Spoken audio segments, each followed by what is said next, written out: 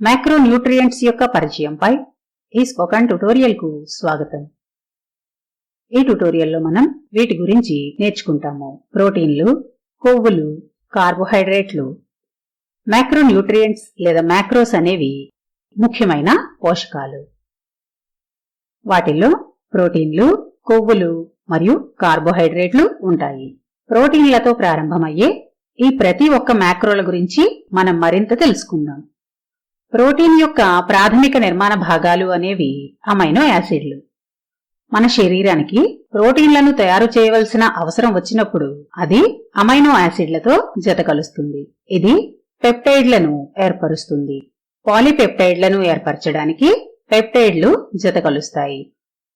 మరింత సంక్లిష్టమైన ప్రోటీన్లను ఏర్పరచడానికి పాలీపెప్టైడ్లు జతకలుస్తాయి. ఉదాహరణకు అవి జుట్టు లేదా కండరాల కణజాలాన్ని ఏర్పరుస్తాయి. మనం ప్రోటీన్లను తీసుకున్నప్పుడు ఈ ప్రక్రియ అనేది రివర్స్ అవుతుంది. జీర్ణక్రియ సమయంలో మనం సంక్లిష్ట ప్రోటీన్లను విచ్ఛిన్నం చేస్తాము. ఇది చిన్న పెప్టైడ్లు మరియు అమైనో యాసిడ్లను ఏర్పరుస్తుంది.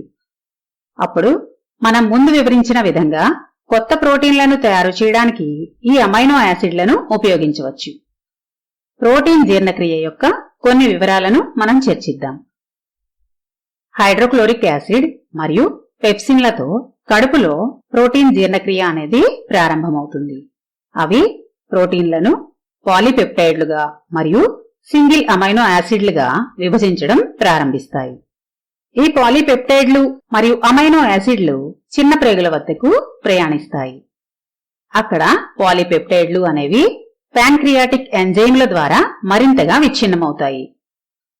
అప్పుడు అమైనో యాసిడ్లు మరియు ఈ చిన్న పెప్టైడ్లు ప్రేగు గోడను దాటుతాయి. అవి రక్త ప్రవాహంలోకి ప్రవేశించి ఆ తర్వాత కణాలలోకి ప్రవేశిస్తాయి. అక్కడ అవి కొత్త ప్రోటీన్లను సంశ్లేషణ చేయడానికి ఉపయోగించబడతాయి. తీసుకోబడిన కొన్ని అమైనో యాసిడ్లు మరియు పెప్టైడ్లు అనేవి కాలేయానికి కూడా పంపిణీ చేయబడతాయి. అక్కడ అవి ప్రాసెస్ చేయబడి ఇతర శరీర కణాలకు పంపిణీ చేయబడతాయి. మనం నిరంతరం ప్రోటీన్లను విచ్ఛిన్నం చేస్తాము. అలాగే కొత్త ప్రోటీన్లను తయారు చేస్తాము. మనం ప్రోటీన్ను నిల్వ చేయలేము. కనుక మనం ప్రతిరోజు వివిధ రకాల ఆహార వనరుల నుండి తగినంత ప్రోటీన్ను పొందాల్సిన అవసరం ఉంది. ప్రోటీన్ యొక్క విధులు మరియు రోజువారీ అవసరాలు అనేవి మరొక ట్యుటోరియల్లో చర్చించబడ్డాయి. ఇప్పుడు మనం కొవ్వు పదార్థాలకు వెళ్దాం. కొవ్వు యొక్క ప్రాథమిక నిర్మాణ భాగాలు అనేవి ఫ్యాటీ యాసిడ్స్. కొవ్వులు అనేవి కార్బన్ మరియు హైడ్రోజన్లు పొడవైన గొలుసుగా జతకలవడం వలన తయారవుతాయి. ఈ పొడవైన గొలుసులను హైడ్రోకార్బన్లు అని అంటారు. కొవ్వు యొక్క నిర్మాణం అనేది మన శరీరంలో అది ఎలా ప్రవర్తిస్తుందో అనేదాన్ని ప్రభావితం చేస్తుంది. శాచురేషన్ స్థాయి అనేది కొవ్వు యొక్క నిర్మాణాన్ని ప్రభావితం చేస్తుంది. శాచురేషన్ అనేది ఒక హైడ్రోకార్బన్ గొలుసుకు బంధించబడిన హైడ్రోజన్ యొక్క మొత్తాన్ని సూచిస్తుంది. ఎంత ఎక్కువగా హైడ్రోజన్లు బంధించబడితే కొవ్వు అనేది అంత ఎక్కువగా శాచురేటెడ్ అవుతుంది. శాచురేటెడ్ ఫ్యాట్స్ అనేవి కొబ్బరి, పాలు, పాల ఉత్పత్తులు, మాంసం మొదలైన వాటిలో కనిపిస్తాయి. అటువంటి కొవ్వులలో హైడ్రోజన్లు గొలుసుపై అందుబాటులో ఉన్న అన్ని జాగాలను నింపుతాయి. అయితే ఒకవేళ కొన్ని భాగాలు మాత్రమే హైడ్రోజన్ తో నిండి ఉంటే అప్పుడు కొవ్వు అనేది అన్సాచురేటెడ్ అవుతుంది. ఇక్కడ మోనో అన్సాచురేటెడ్ ఫ్యాట్స్ కూడా ఉన్నాయి. ఇవి ఒకే ఒక అన్సాచురేటెడ్ కార్బన్ జతను కలిగి ఉంటాయి. వేరుశెనగలో 50% కంటే ఎక్కువ కొవ్వు అనేది మోనో అన్సాచురేటెడ్. ఆలివ్లలోని కొవ్వులో 60 నుండి 80% అనేది మోనో అన్సాచురేటెడ్. ఇక్కడ పాలీ అన్సాచురేటెడ్ ఫ్యాట్స్ కూడా ఉన్నాయి. అవి అన్సాచురేటెడ్ కార్బన్ జతలను కలిగి ఉంటాయి. అవి చేపలు, వాల్నట్లు, అవిసె గింజలు, పొద్దుతిరుగుడు విత్తనాలు మొదలైన వాటిలో కనిపిస్తాయి. కొవ్వును జీర్ణం చేసుకోవడానికి శరీరం కొవ్వులను ఫ్యాటీ యాసిడ్స్ మరియు గ్లిసరాల్ గా విచ్ఛిన్నం చేస్తుంది. ఈ విచ్ఛిన్నం అనేది ప్రధానంగా చిన్న ప్రేగులలో సంభవిస్తుంది. చిన్న మరియు మధ్యస్థ గొలుసుగల ఫ్యాటీ యాసిడ్స్ అనేవి నేరుగా రక్తంలోకి విడుదలవుతాయి. పొడవైన గొలుసుగల ఫ్యాటీ యాసిడ్స్ అనేవి కైలోమైక్రాన్లు అని పిలువబడే కణాలుగా తిరిగి బంధించబడతాయి. కైలోమైక్రాన్లు లింఫాటిక్ వ్యవస్థలోకి ప్రవేశించి ఆ తర్వాత రక్త ప్రవాహంలోకి ప్రవేశిస్తాయి. అవి శక్తి కోసం ఉపయోగించబడతాయి లేదా నిల్వ చేయడానికి శరీర కొవ్వుగా మార్చబడతాయి. చాలా వరకు ఆహార కొవ్వు వనరులు అనేవి శాచురేటెడ్ మరియు అన్సాచురేటెడ్ ఫ్యాట్స్ యొక్క కలయిక. ఇది మంచిది, ఎందుకంటే మనం ఆరోగ్యంగా ఉండడానికి కొవ్వు రకాల యొక్క మిశ్రమాన్ని తప్పనిసరిగా తినాలి. ఈ సంతులనం అనేది వివిధ రకాల సంపూర్ణ ఆహారాలు, తక్కువ ప్రాసెస్ చేయబడిన ఆహారాలను తినడం ద్వారా సహజంగా వస్తుంది. ఇందులో గింజలు మరియు విత్తనాలు, పాల ఉత్పత్తులు, గుడ్లు, కొవ్వు చేపలు, మాంసం, కొబ్బరి మొదలైనవి ఉన్నాయి. ఈ ఆహారాలలోని కొన్నింటిలో శాచురేటెడ్ ఫ్యాట్స్ పుష్కలంగా ఉన్నాయని మీరు గమనించవచ్చు. అలాగే వాటిల్లో కొన్ని కొలెస్ట్రాల్ ను కూడా కలిగి ఉన్నాయి. ఇది అంత చెడ్డ విషయమేమీ కాదు. మనం జీవించడానికి మనకు కొలెస్ట్రాల్ అవసరం. ఆహారం అనేది వివిధ రకాల కొవ్వులను కలిగి ఉండాలి. అందులో శాచురేటెడ్, మోనోశాచురేటెడ్, omega-6 మరియు omega-3 ఫ్యాట్స్ ఉండాలి. కొన్ని ఫ్యాట్స్ ను తప్పనిసరిగా ఆహారం నుండి తగ్గించాలి లేదా తొలగించాలి. ప్రాసెస్ చేసిన ఆహారాల నుండి వచ్చే ట్రాన్స్ ఫ్యాట్స్ అనేక వ్యాధుల యొక్క ప్రమాదాన్ని పెంచుతాయి.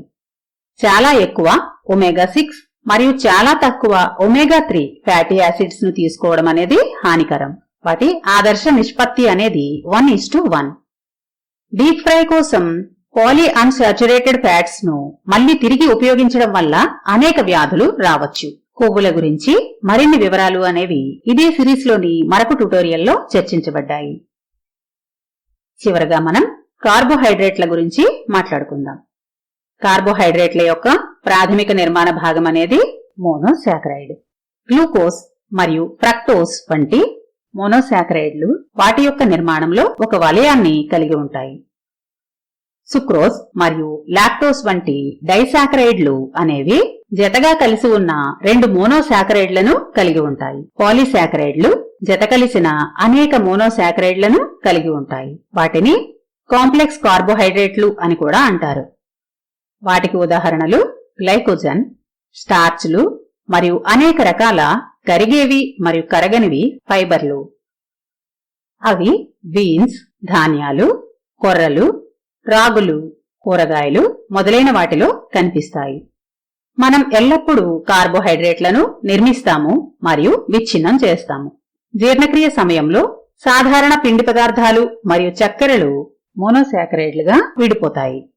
ఉదాహరణకు శోషణ కోసం సుక్రోజ్ అనేది గ్లూకోజ్ మరియు ఫ్రక్టోజ్లుగా విడిపోతుంది. సెల్యులోజ్ వంటి ఇతర కార్బోహైడ్రేట్లు అనేవి మానవ శరీరం ద్వారా విచ్ఛిన్నం చేయబడవు. సాధారణ చక్కెరలు శరీరంలో జతకలిసిపోతాయి. ఉదాహరణకు మన కాలేయం మరియు కండరాలలో గ్లూకోజ్ అనేది గ్లైకోజన్ గా మారుతుంది. కార్బోహైడ్రేట్లు మన శరీరాలలో ఇతర సమ్మేళనాలను కూడా ఏర్పరచవచ్చు. కార్బోహైడ్రేట్ యొక్క జీర్ణక్రియ ప్రక్రియ అనేది దాన్ని మనం నోటిలో ఉంచిన క్షణం నుండి ప్రారంభమవుతుంది. మన లాలాజలంలో ఎమైలేసిస్ అని పిలువబడే ఎంజైమ్లు ఉన్నాయి. అవి సంక్లిష్ట కార్బోహైడ్రేట్లను చిన్న కార్బోహైడ్రేట్ గొలుసులుగా విచ్ఛిన్నం చేయడం ప్రారంభిస్తాయి. అప్పుడు కార్బోహైడ్రేట్లు కడుపు గుండా ప్రయాణించి చిన్న ప్రేగుల వద్దకు వెళ్తాయి. క్లోమం ఎమైలేసిస్లను స్రవిస్తుంది. అవి చిన్న కార్బోహైడ్రేట్ గొలుసులను డైసాకరైడ్లుగా విచ్ఛిన్నం చేస్తాయి. ఈ డైసాకరైడ్లు అనేవి మోనోసాకరైడ్లుగా విభజించబడతాయి. ఉదాహరణకు సుక్రోజ్ అనేది గ్లూకోజ్ మరియు ఫ్రక్టోజ్లుగా విభజించబడింది. అప్పుడు అవి ప్రేగు కణాల ద్వారా వెళ్లి రక్తనాళాలలోకి వెళ్తాయి. అప్పుడు అవి సాధారణ ప్రసరణలోకి ప్రవేశించే ముందు కాలేయానికి తీసుకుపోబడతాయి. కాలేయం శక్తి బదిలీ కోసం మరియు గ్లైకోజన్ నిల్వ చేయడం కోసం దానికి అవసరమైన వాటిని తీసుకుంటుంది. ఆ తర్వాత అది మిగిలిన వాటిని రక్తంలోకి గ్లూకోజ్ గా పంపుతుంది. కణాలు ఇన్సులిన్ యొక్క సహాయంతో రక్తం నుండి గ్లూకోజ్ ను తీసుకుంటాయి. కణాల లోపల గ్లూకోజ్ అనేది శక్తిగా మార్చబడుతుంది. ఇన్సులిన్ లేకపోయినా సరే కండరాల సంకోచం కూడా కణాలలోకి గ్లూకోజ్ ని తీసుకువస్తుంది. కనుక వ్యాయామం తర్వాత గ్లూకోజ్ ను తీసుకోవడం అనేది సాధారణంగా మంచిది. అందుకే వ్యాయామం మనల్ని జీవక్రియ పరంగా ఆరోగ్యంగా ఉంచడంలో సహాయపడుతుంది. రక్తంలో గ్లూకోజ్ స్థాయిలను స్థిరంగా ఉంచడానికి శరీరం ఎల్లప్పుడూ ప్రయత్నిస్తుంది. ఒకవేళ రక్తంలో చక్కెర చాలా తక్కువకు పడిపోతే అప్పుడు శరీరానికి కొత్త గ్లూకోజ్ సరఫరా అనేది అవసరం. మనం తినే ఆహారంలోని కార్బోహైడ్రేట్ల నుండి గ్లూకోజ్ తయారు కావచ్చు. కాలేయంలో నిల్వ ఉన్న గ్లైకోజన్ ను విచ్ఛిన్నం చేయడం ద్వారా కూడా దీన్ని తయారు చేయవచ్చు. ఇది రక్తంలో గ్లూకోజ్ స్థాయిలను స్థిరీకరిస్తుంది మరియు తక్షణ శక్తిని అందిస్తుంది. ఒకవేళ రక్తంలో చక్కెర చాలా ఎక్కువగా ఉంటే అప్పుడు కాలేయం మరియు కండరాలు అవి తీసుకోగలిగినంత తీసుకుంటాయి. కొన్నిసార్లు కాలేయం మరియు కండరాలలో నిల్వ అయిన తర్వాత కూడా రక్తంలో చక్కెర చాలా ఎక్కువగా ఉంటుంది. అప్పుడు అదనంగా ఉన్న గ్లూకోజ్ అనేది శరీర కొవ్వుగా మారుతుంది. నాణ్యత పరంగా అన్ని కార్బోహైడ్రేట్లు సమానంగా సృష్టించబడలేదు. సంపూర్ణ ఆహార పదార్థాల నుండి వచ్చే కాంప్లెక్స్ కార్బోహైడ్రేట్లు మనకు ఎక్కువసేపు కడుపు నిండుగా ఉండేలా చేస్తాయి. సహజంగా అవి సంపూర్ణ ఆహారాలలో ఇతర వస్తువులతో కలిసి ఉంటాయి. సంపూర్ణ ఆహారాలు మైక్రోన్యూట్రియంట్స్, ఫైటోన్యూట్రియంట్స్, ఫైబర్, నీరు, ప్రోటీన్ మరియు ఫ్యాట్స్ ను కలిగి ఉంటాయి. అందువల్ల సంపూర్ణ ఆహారాలు శరీరంలో శక్తిని మరియు గ్లూకోజ్ ను క్రమంగా విడుదల చేస్తాయి. అవి మన రక్తంలో చక్కెర మరియు ఇన్సులిన్ స్థాయిలను స్థిరంగా ఉంచుతాయి. సంపూర్ణ ఆహారాలలో ఉండే ఫైబర్ మన ఫ్రెండ్లీ గట్ బ్యాక్టీరియాకు ఆహారాన్ని ఇస్తుంది. ఇది కొలెస్ట్రాల్ శోషణను కూడా తగ్గిస్తుంది మరియు ప్రేగు కదలికకు సహాయపడుతుంది.